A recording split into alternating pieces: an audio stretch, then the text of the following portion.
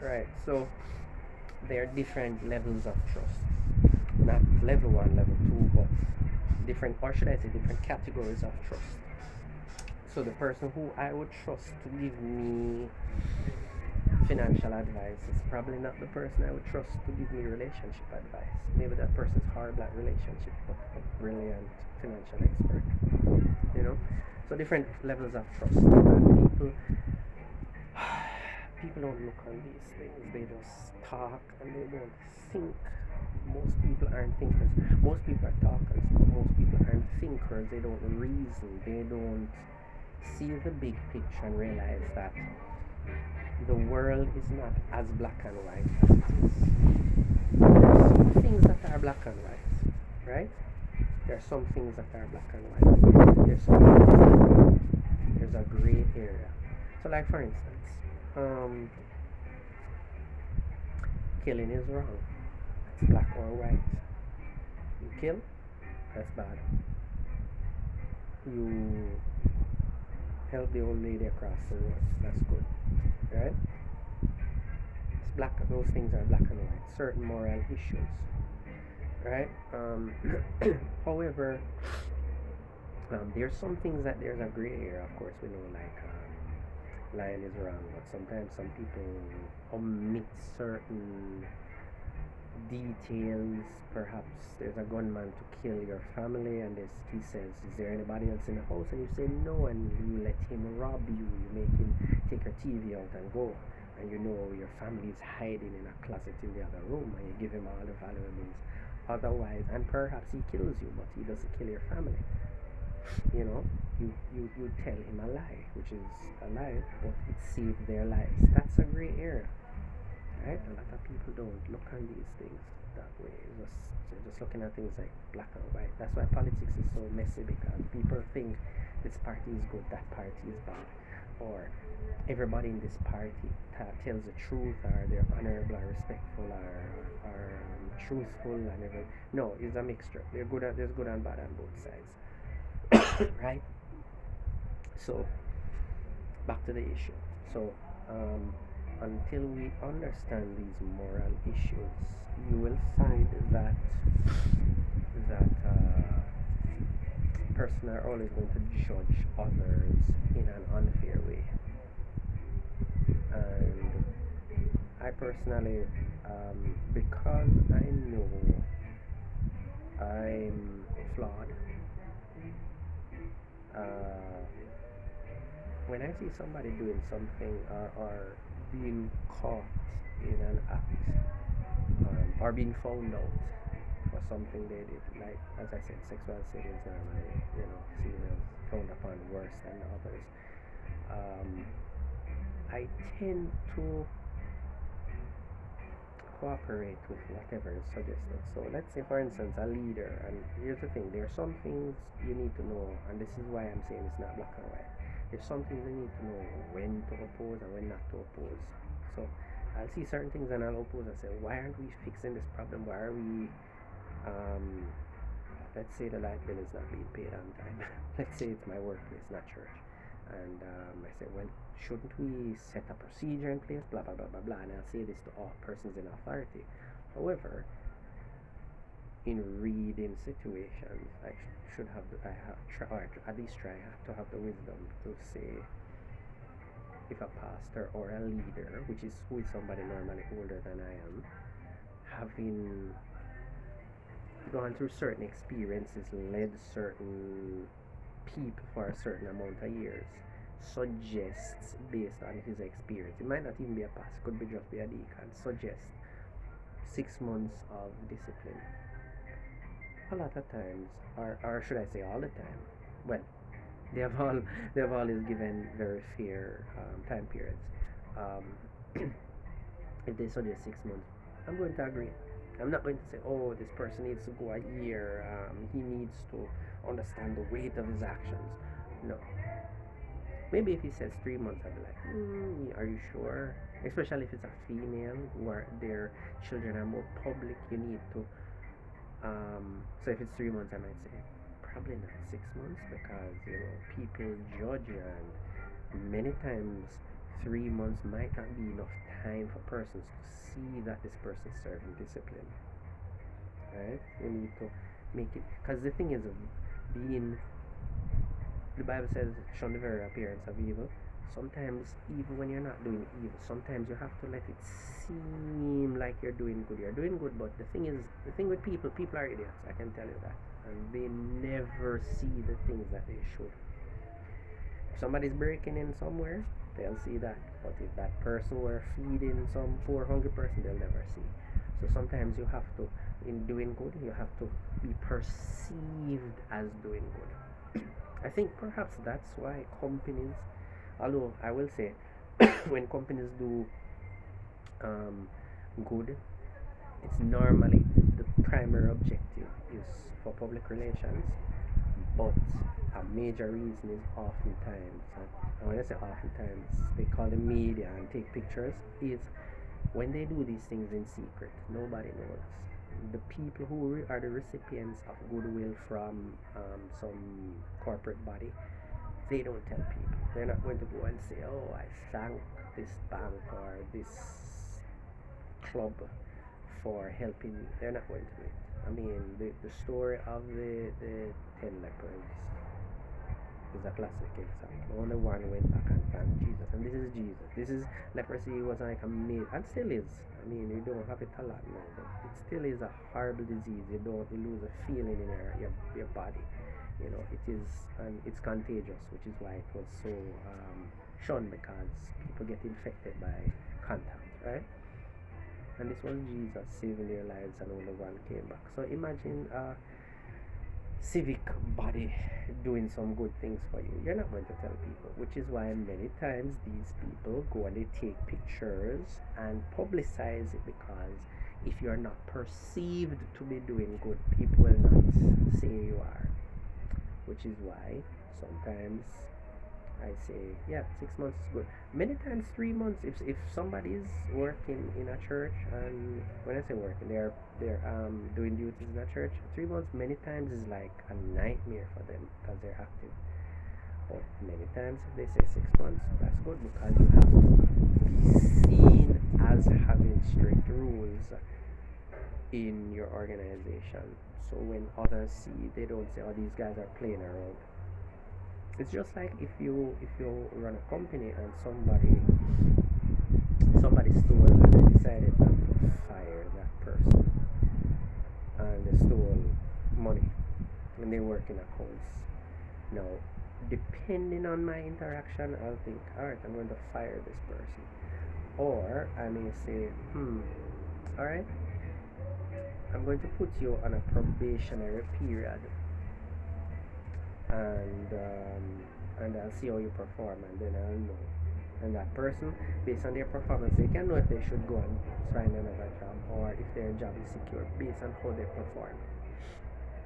Especially if the person was doing a good job before they stole, which their integrity is in question. And oftentimes, many times, it is wise to fire that person, but people are never irredeemable, as hard as it is. Even sometimes they don't want, but if they do want to change, that's a good sign. But you put them on probation, and then, let's say 6 months, maybe say a year, to really drive it home, because stealing is hard. That diminishes your business's revenue, right? And when you let a year pass, this person should have learned the lessons. Like, I've been restricted, I've been distrusted based on whatever limitations I have been under for a year, and know that it's up. I should change, right? So, and I already gave the prison example. In fact, many times when persons leave prison, they get a probationary period as they transition into society. So, in fact, if somebody is a rapist, or should I say grapist, the person has to report in to their probationary officer, and they are put on a sex offenders registrar, which is almost like a life sentence, but it does good for monitoring because a lot of people don't want to change.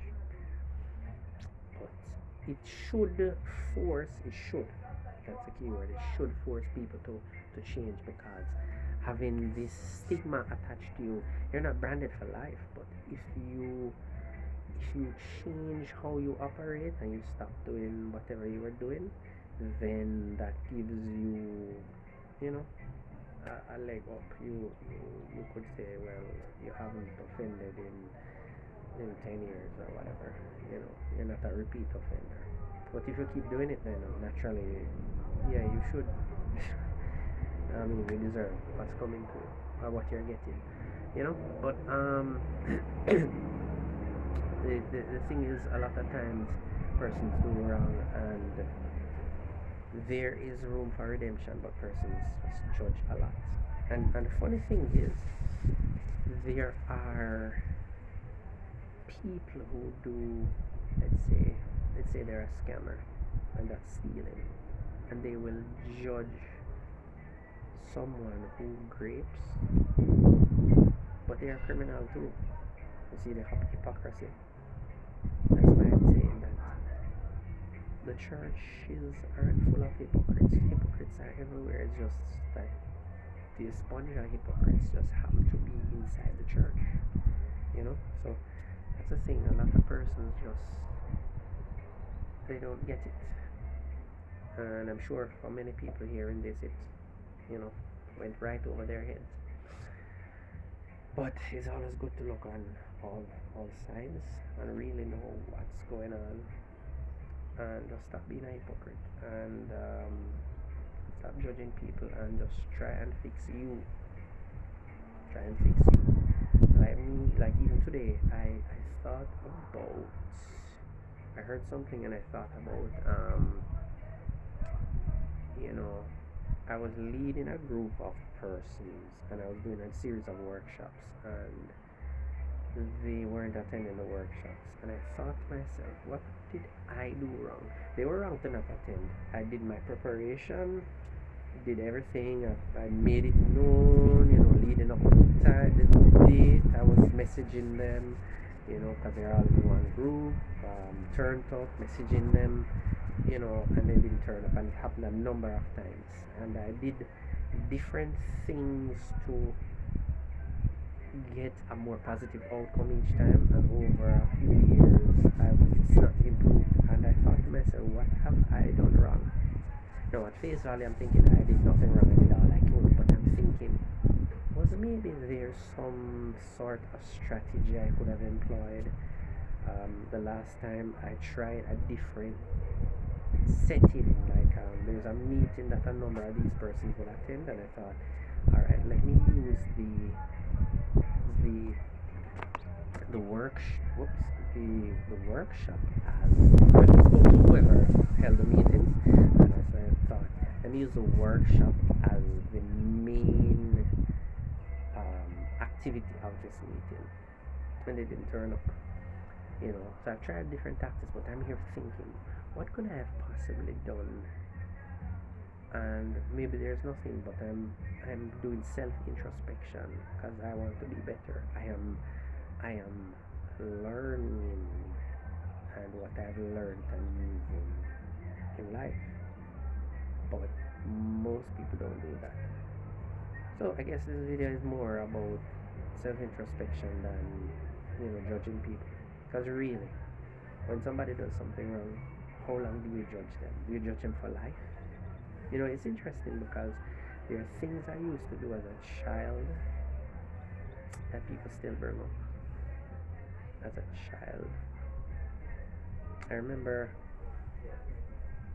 I was in my 20s, and we used to go to camp, and there was this, and all of us did similar things. Like, nobody stood out. I didn't stand out more than anybody, and I wasn't a troublesome person. But when you're young, you are very headstrong, and you have very strong beliefs, and the beliefs you have, well, the beliefs beliefs I had weren't wrong beliefs. Oftentimes I would want to prove my point, and you guys are doing things wrong. And then now I'm at a point I'm like, if you guys don't want to do the right thing, or if you don't want to believe the truth, who cares? I really don't care. I'll tell them no, but I'll be like, alright, you don't care? Whatever. You'll find out eventually. And I met this dude who used to be at camp with me, and he made a statement. He said, yeah, back in the day when you used to give yourself trouble. And I'm thinking, that's what he saw it as. And this guy was like far from perfect. I mean, this guy was, I would say it like a troublemaker. It's just happened that he was older than I was, and so in fact he was in leadership positions at a different church, and I'm in leadership positions at my church, but he wasn't more on the academic side. He was more of a sort of a meathead, and his leadership style was just bark orders and then intimidate people into doing stuff. And if you wanted like points for a debate or to help you study or something more brain work, he wasn't that sort of a person. But it's like, go wash those plates, That's how he led, you know. And then he would leave, and sometimes he might come back and say, why are the plates washed? And I would be like, alright guys, let's get together, come on, teamwork, blah blah blah, And I was more of the cerebral, right? And strategic, that's it, right? And we disagreed on many things, and that's how we saw it. We saw it as giving yourself trouble, and I'm like, this guy just doesn't get it, Yeah, but that's how it is. But yeah, I hope this was informative, and I hope you guys got some food for thought. And I hope that even though people make mistakes in life, we shouldn't judge them. We shouldn't use it to be their new identity, right? Because people change, people make mistakes, and people do things differently afterwards. And this should not be their identity. So, if somebody stole, they're not a thief for life, right? Although many times people do have habits, but if it's someone that you don't know, give them the benefit of the doubt, but be wise in how you trust them. And if it's somebody who you do know, then you, especially if it's a friend or a family member, you owe them the decency of giving a little bit of trust until you're proven otherwise. Hope this was informative. Please like, subscribe, turn on notifications, drop a comment so the algorithm can know you like this and you want to hear more. Alright? Just do all those things. Bell and thumbs up and comments, if it's just to say I agree. Right? Put I agree. Okay? Goodbye.